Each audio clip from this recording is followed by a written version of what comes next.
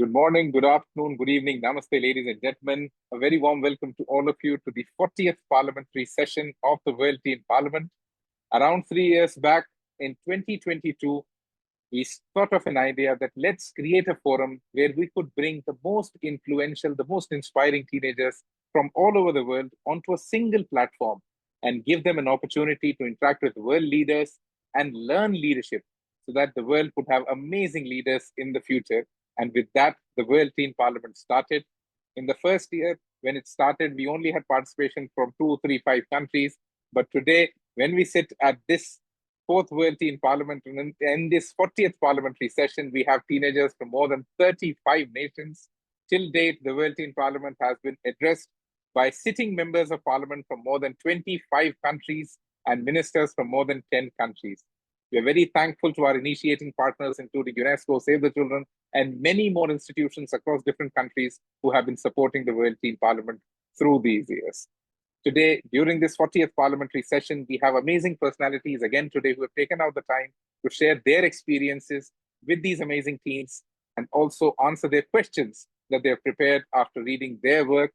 And today, during this next 60 minutes that you'll be there with us, if you're listening to this on YouTube or you have joined in on one of our communities, then feel free to put your questions in the comments. We'll try to take them to the leaders that we have today. Today, in their concluding remarks, we expect that our guests will be giving all the teen MPs and influencers at the World Teen Parliament a challenge or a problem statement that our teens are supposed to solve and at least ideate and give those ideas to these world leaders. I would like to invite the MP Arfa Zoya to do the welcome address for this session. It's an absolute honor to welcome you all to the 40th parliamentary session of the World Teen Parliament. Today in this session, we have an exciting lineup of guests present with us. We are incredibly honored to be in presence of such passionate and dedicated leaders. A very warm welcome to Honorable Kabir Tukura, representing Nigeria's National Assembly. Thank you, sir, for joining us and bringing with you the strength and the spirit of the House of Representatives from Abuja. And of course, we're deeply honored to welcome Honorable Dr. Vindhya Persaud, Minister of Human Services and Social Advocacy from Guyana. Your work in advocacy speak volumes, and we're excited to have your words in the session. This isn't just a session; it's a gathering of minds, chance to share, challenge, learn, and build bridges that stretch across continents. Let's make the conversations real, the connections genuine, and the energy high. Thank you so much for the welcome address, Arfa Zoya. Thank you so much for the welcome address for the 40th parliamentary session. Let me invite the first speaker for today to give their opening statement. A very warm welcome to Honorable Kabir Tukura, the Member of House of Representatives from the National Assembly, Abuja, Nigeria. A very warm welcome, sir. Over to you for the opening address of the 40th parliamentary session. Thank you very much, Daksh, and everyone. This live session. Good afternoon, good morning, good afternoon, and good evening, depending on which part of the world you're from. Like rightly, I was introduced as Honorable Kabir Ibrahim Tukura and a Member of Parliament from Nigeria's House of Representatives. I represent the constituency from Kebbi State, and I'm the chairman of the House Committee on Special Duties. And this is our 10th assembly. First of all, I'd like to welcome everybody. It's such a pleasure to be here at the 40th session of the World Teen Parliament. For me, as a member of parliament who came to the parliament at a very young age of 36, it's always a pleasure to be around youth conversations, youth empowerment, opening spaces for younger persons to be engaged in governance. For us in Nigeria, a member of parliament is saddled with 3 major responsibilities. First and foremost, legislation, art of making law, then oversight, which is also supervising government spendings.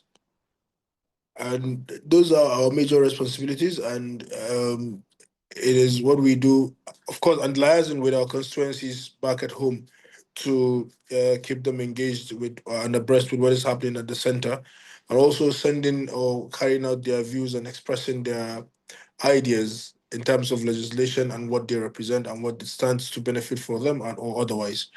You can seek help, mentorship, that's the way to grow, actually. In Nigeria's parliament, I remember in the last assembly, we had a mentorship program with WFD, Westminster Foundation for Democracy. At the time, I was the chairman of the Young Parliamentarians Forum. Last assembly, I was the chairman of the Young Parliamentarians Forum. And in partnership with WFD, we had young people come from across the country and attached one member per one young person to do a mentorship program of 1 year in a member's office. That opened the space for teenagers and to open their minds to be able to see how legislations are made, how governance at that level is carried out, and lots more. We did that, and it was a very successful program. We are, though I'm not at the helm of affairs at the YPF now, but I'm in talks with the leadership to see that we carry out another one this assembly. If you put your heads together, come with one voice, create campaigns and awarenesses, raise your voice, you would achieve whatever you want to achieve. So generate ideas and putting them through uh, and follow through with this set of campaigns. So for me, I'm open to connecting with as many young teenagers here as possible. I'll drop my email address before the end of this, and also my Instagram handle. You can connect with me if you have questions, any gray areas in terms of issues of leadership, mentorship. Generally, I'll be very available. And so much, Mr. Kabir, MP Kabir Tukura, for taking out the time and being here for this session. And it's an amazing start that you gave to this session, that yes, leadership and mentoring is a thing that's needed for teenagers. And currently they hold a lot of power because they can bring a lot of people together, they can mobilize, and they're really involved. And at this point, we're very happy to share with you that even from your constituency, we have 3 teenagers who are elected at the OLT in Parliament. Thank you so much for taking out the time, sir. So let me invite the next speaker for today. A very warm welcome to Dr. Vindhya Vasini Persaud, the Minister from the Ministry of Human Services and Social Security from the Government of Guyana, Georgetown, Guyana. Ma'am, over to you for your opening address of the 40th Parliamentary Session, and a very warm welcome. Good morning, good afternoon, good evening, depending on where you are from. It's a pleasure to be here and a privilege to address so many bright young minds this morning as we are gathered here for the World Teen Parliament. And I am very honored to be asked to share some thoughts with you and to share a little bit of what we do in Guyana. I am a member of Parliament, and this is my 3rd Parliament, having joined Parliament in 2012. And in my time in Parliament, I've been part of an opposition, I've been part of government now, and before that, part of a minority government. So it's given me quite a bit of experience and insight into what it means to sit in Parliament so that we can have the opportunity to exchange ideas. But Parliament in Guyana is comprised of 65 members. And in our Parliament, there's quite a number of young people. In fact, we have made the effort to have quite a strong percentage of young people. And this is starting, a trend where we think that young people are not the future, young people are the now. And I believe that entirely, because I don't believe you have to wait to be the future. I think you have voices, you have opinions, perspectives, ideas, which you can amplify.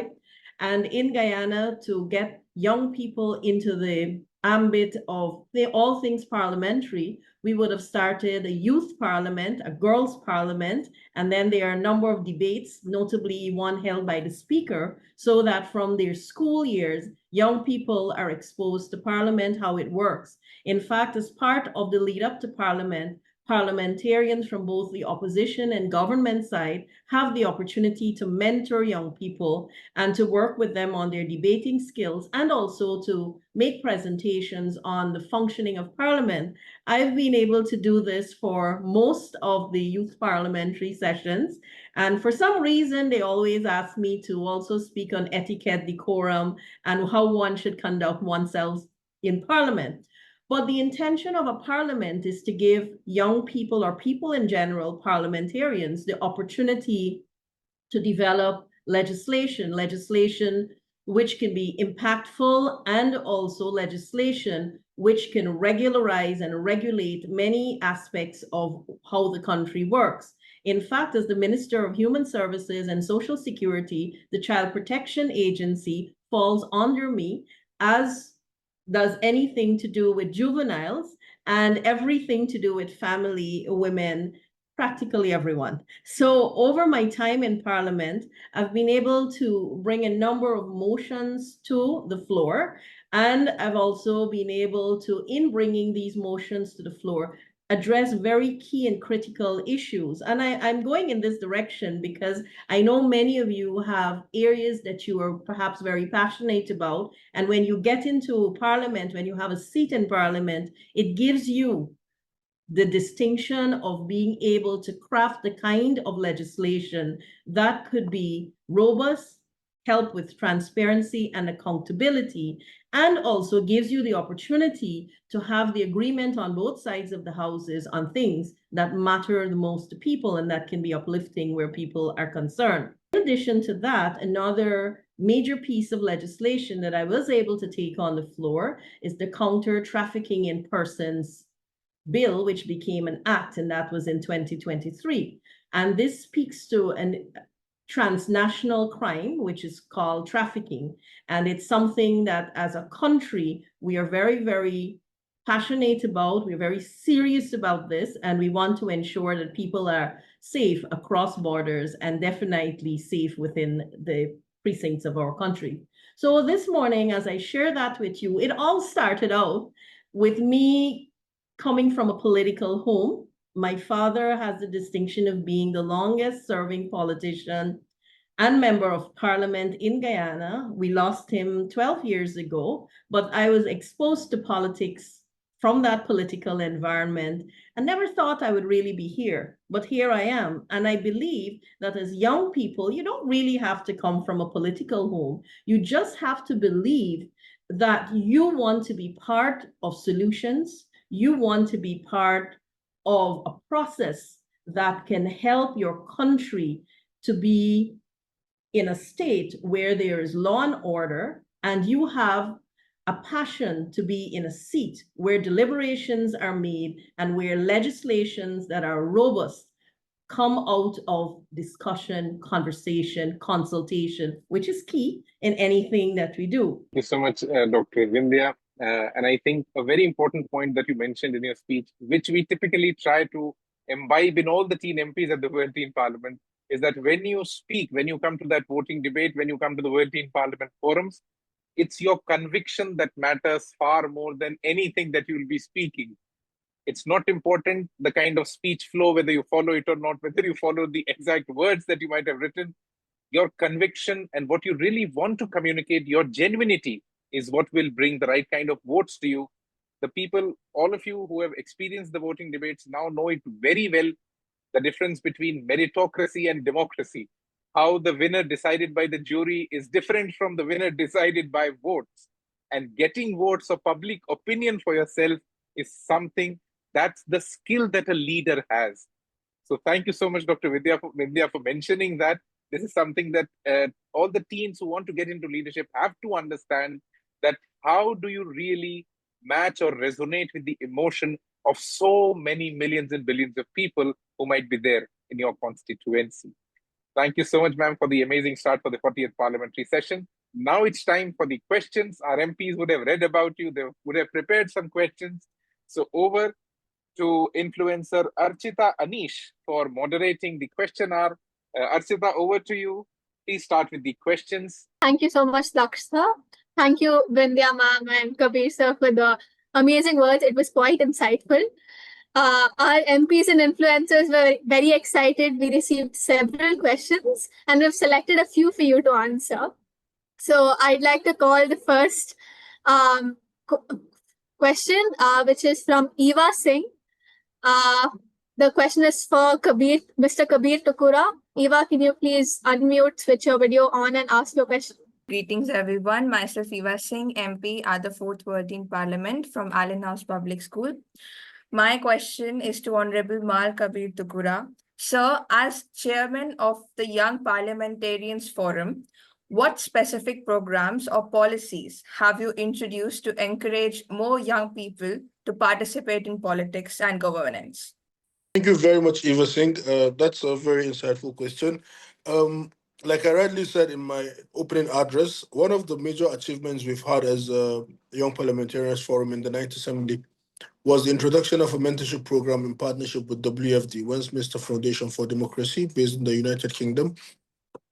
And in that program, we have about 80 young MPs who agreed to take in 80 young people as mentors in their offices. And this mentorship went beyond the National Assembly, is both in the National Assembly and back at the constituency. So they saw us, follow us to the chamber, see how proceedings are carried out, and then they also followed us back to our constituency offices to see how engagements are done back at the constituency offices. This left them better informed, better equipped to understand how these things happen, how leadership is done at that level. That is one. Two, it was such a time when Nigeria was facing a lot of backlash in youth restiveness, and then of course the police brutality was on the high at the time. So we came up with policy statements. We engaged high levels. We engaged the president. First we saw the vice president, then later the president. We held conferences with young people. We held engagements with various youth groups to see how we can ameliorate that and to have a better understanding between the Nigerian government or police on one side and the young persons. It was called EndSARS. You can Google EndSARS, and then SARS is SARS. So it was a campaign which we carried out, and we, to a great extent, saw the impact in reducing the conflict between the young people and the police, even though it's something that needs a long-term approach. But for the stopgap, the demonstrations stopped and the riots also stopped. So that's some of the things that we've done as YPF. Thank you, Eva. Next question is from MP Rida Fatima from Indian School Al Seeb, Muscat. She's in the 9th grade, and her question is for Dr. Vindhya Vasini Persaud. Ma'am, her question is, what has been your most impactful initiative to support vulnerable women and children in Guyana since taking office? Very much, Archita, and to Ridhima for the question. One of the key initiatives that would have been started directly by me is called the WIN program. It's the Women's Innovation Investment Network. This is a program geared specifically for women's empowerment, and it's a training program that is delivered in hybrid format, so they can access it both in person and virtually.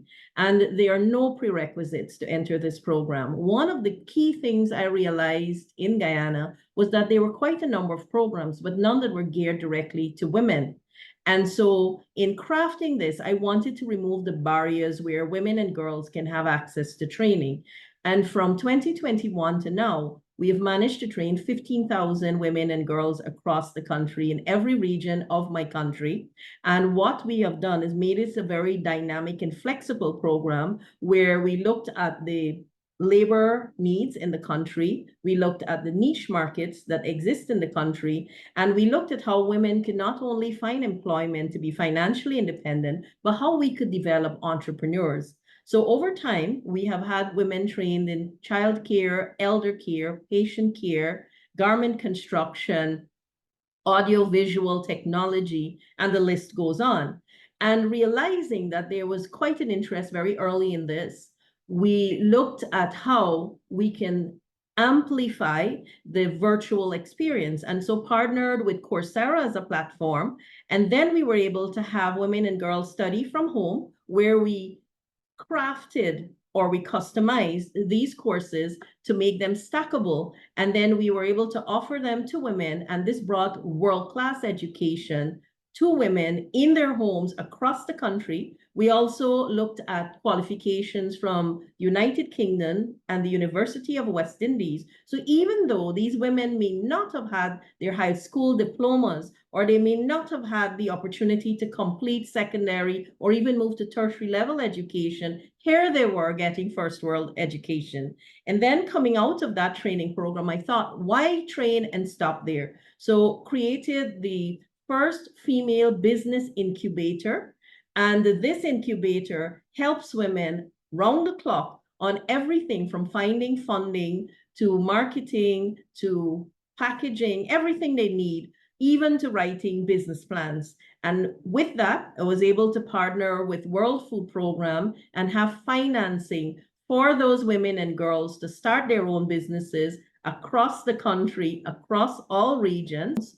We were able to have nearly 1,500 women-owned businesses on that app, and I'm working to see how I can develop a marketplace for them. So it was really taking women who needed that financial independence and also looking at the social ills and issues that they experience.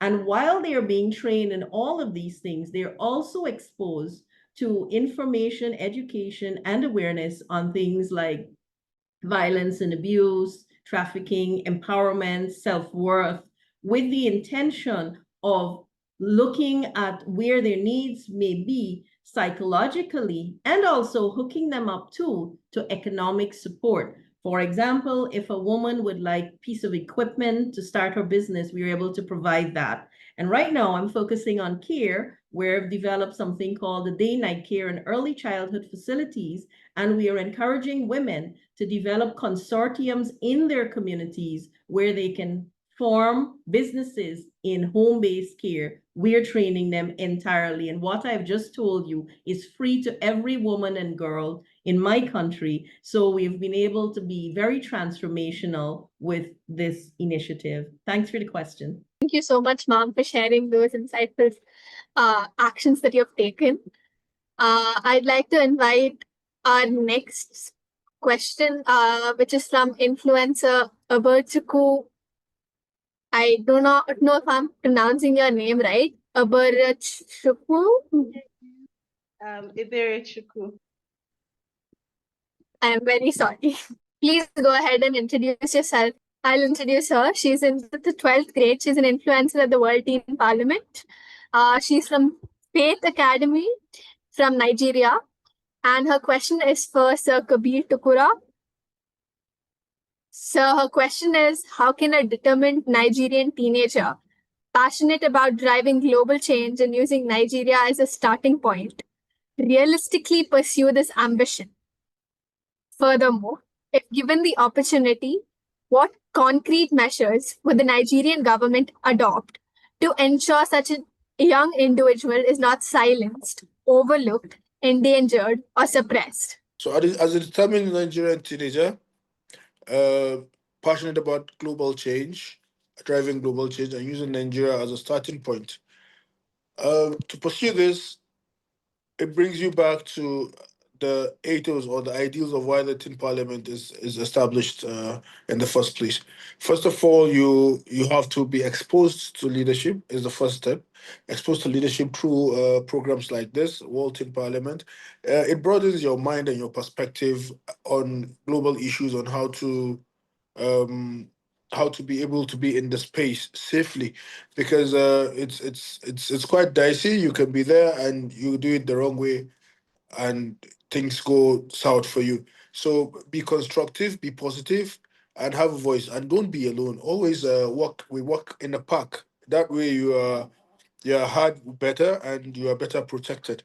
If given the opportunity, what concrete measures would the Nigerian government adopt to ensure young individuals? Okay, so in the parliament, there was a time that a bill was brought in the last assembly that was called the social media bill.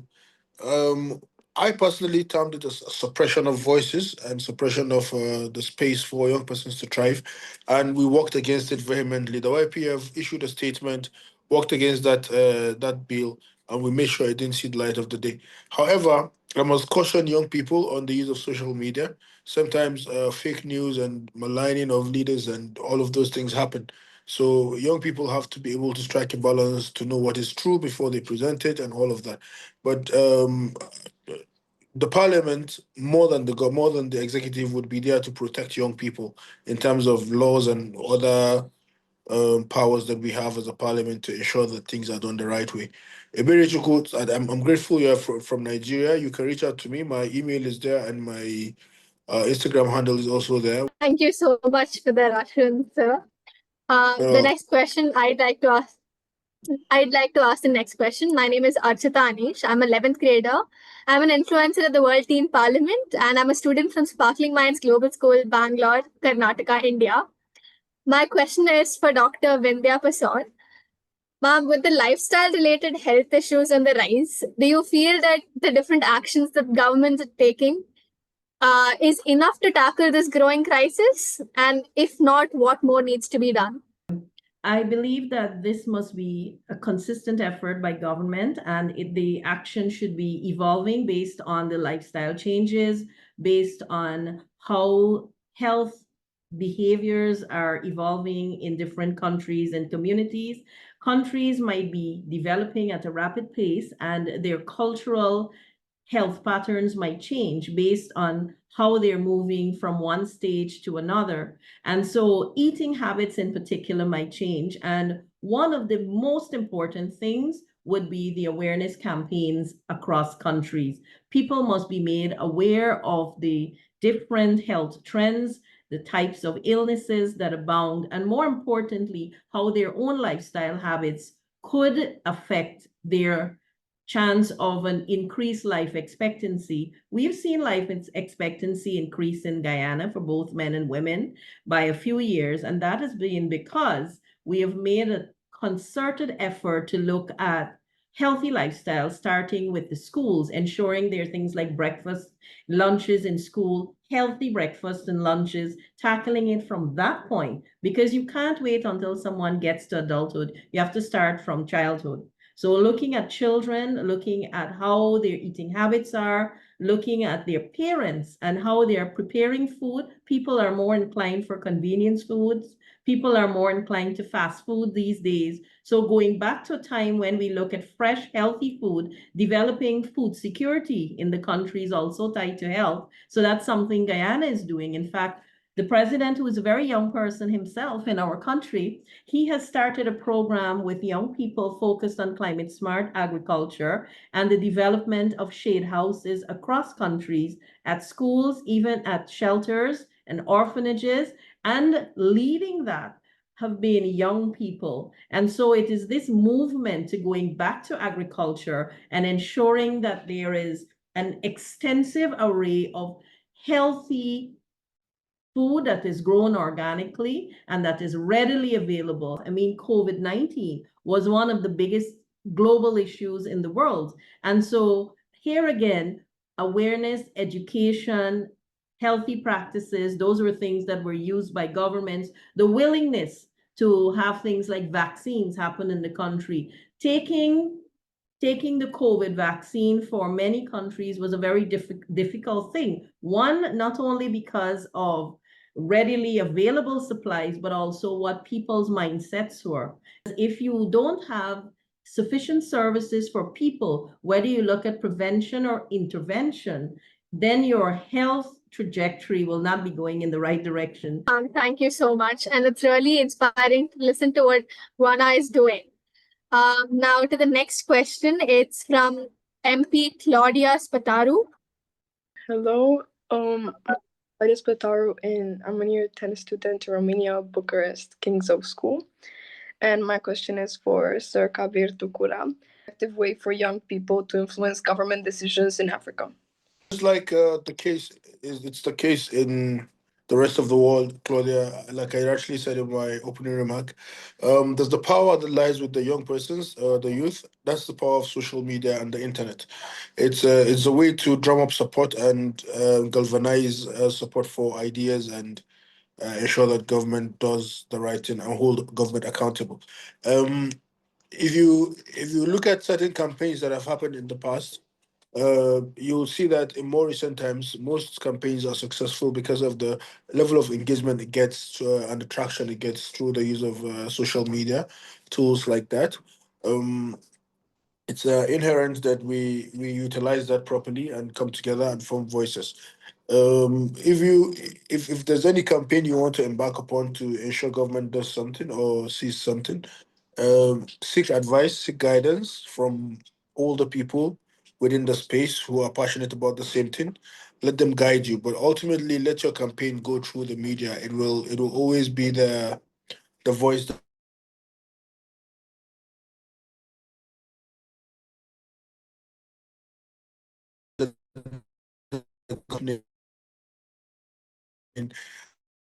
media people and government wouldn't want people to know as fast as they can. Thank you, sir.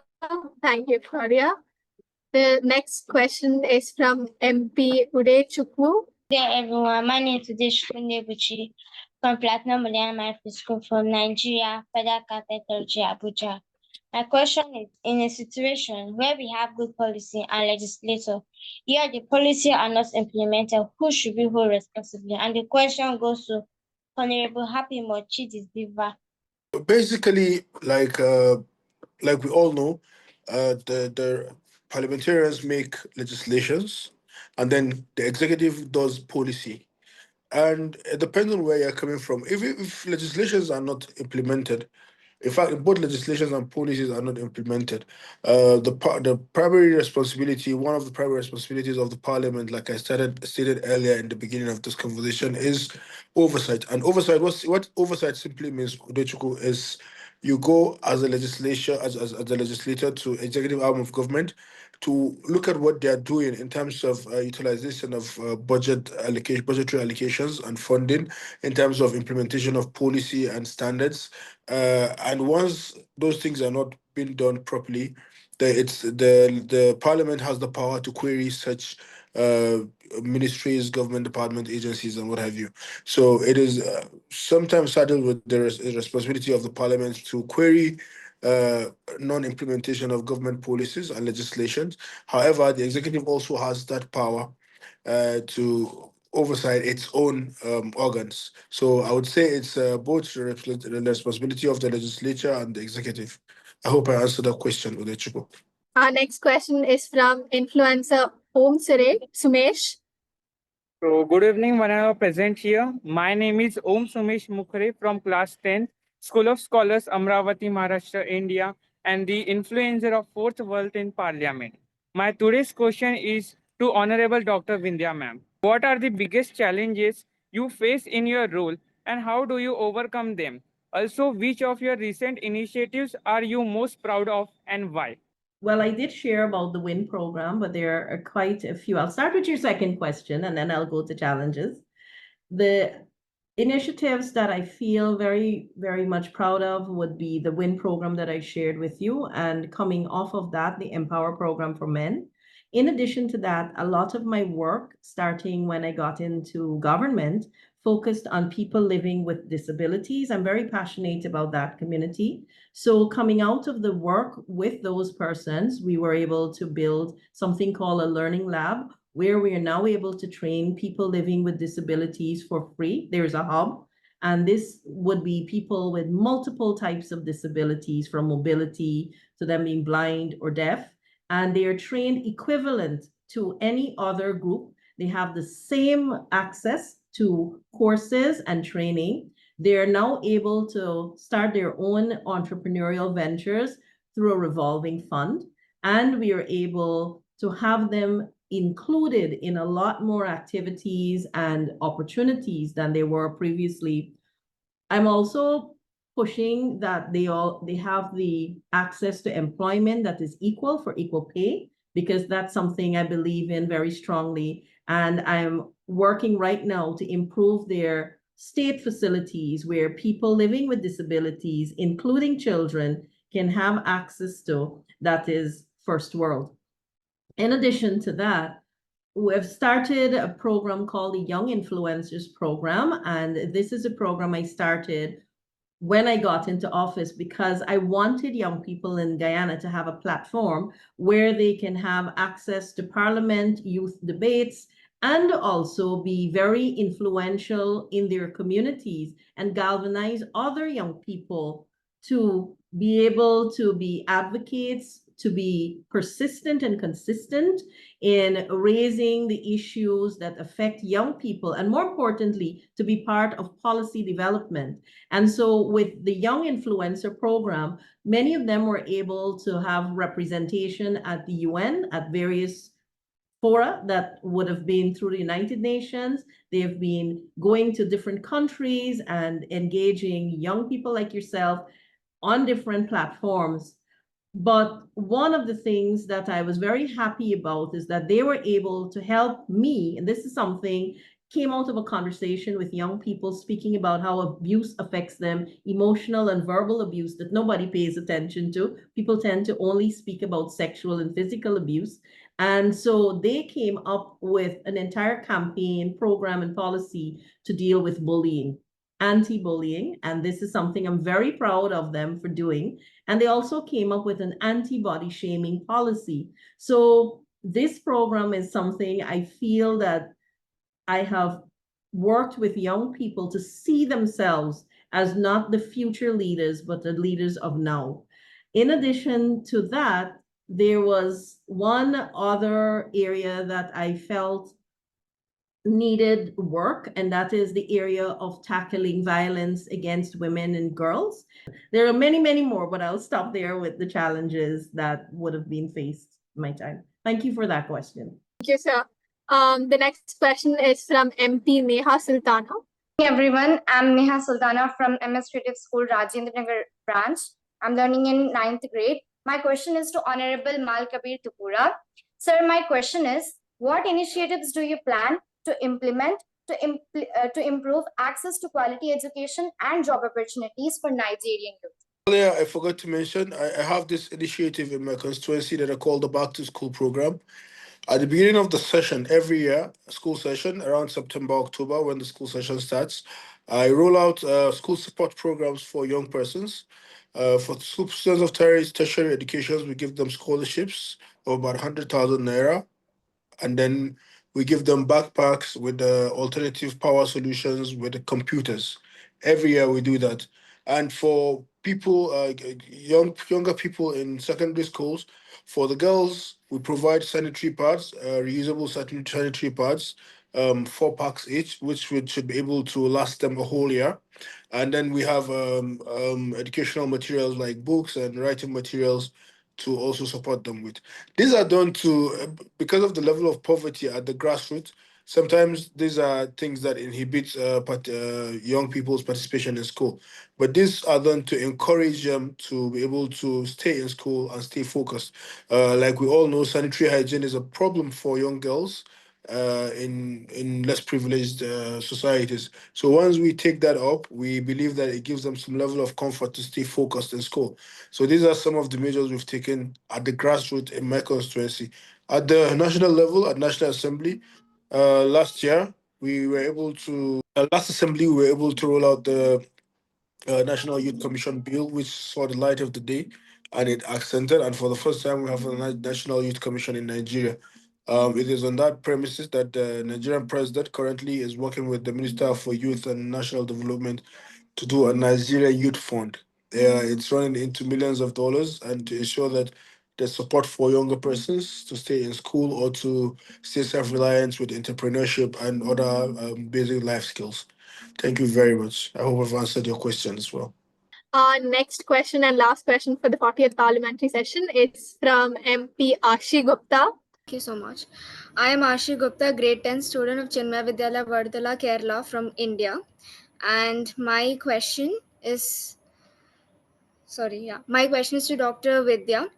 Ma'am, I would want to know how do we challenge unfair systems in schools or society without getting labeled as rebellious teens? The thing is, I probably would have been called a rebellious teen, but I believe that if there are injustices and unrighteousness and you are aware of them, I don't think you should see yourself as rebellious. I think you should see yourself as a conscious citizen in your country and one who is concerned about the welfare of others like them. And what could be done is look at how you can petition your parliamentarians, your local leaders. You can make a group of persons who are like-minded. If it's an issue that they feel the same way and they have the conviction to join you, come together as a group, have those discussions, come up with proposals, come up with petitions, take them to your local leaders, engage your MPs and engage those persons who have the power to deal with policy and legislation so that your voices and what you want to see can be taken to that national level or your regional level. So you're not seeing in the context of rebellion per se, but you're seeing as a very progressive-minded young person where you are not necessarily going out and doing a protest or a strike, though those have their places too in any kind of movement to engender transformation or engender the things you want to see. But first, utilize those methodologies that are available to you and take them as far as you possibly can. Now, in the world in which we live, there will always be those things as labels, judgment, and discrimination. And I would not want to tell you these are things that could easily be shaken off, nor they are things that could be dismissed. They exist. You have to, over time, develop the kind of thick-skinned approach, if I put it in that simple way, where you are able to deflect some of those things and focus on what it is you want to achieve. Because rebelliousness without a cause is rebelliousness. But if there is a cause that you're passionate about and it could have the transformational impact that you want to see, and it could have the power to create that lasting change that you want people around you and you to experience, then don't see it as rebelliousness. See yourself on a path, maybe to Parliament or path to greater things, but see yourself as an advocate who's passionate. Now, before we conclude, may I kindly request a quick closing remark and a challenge for all the teen MPs and influencers of the 4th WTP participants from both our guests? It's been a wonderful session, insightful questions, thought-provoking, I must say. And to that end, I had drafted a challenge for the team parliamentarians, but then I had a change of mind along the line. Eberechukwu Wuafor, a Faith Academy from Nigeria, asked me a very, very fundamental question. She said, how can a determined Nigerian teenager passionate about driving global change and using Nigeria as a starting point realistically pursue this ambition? Furthermore, if given the opportunity, what concrete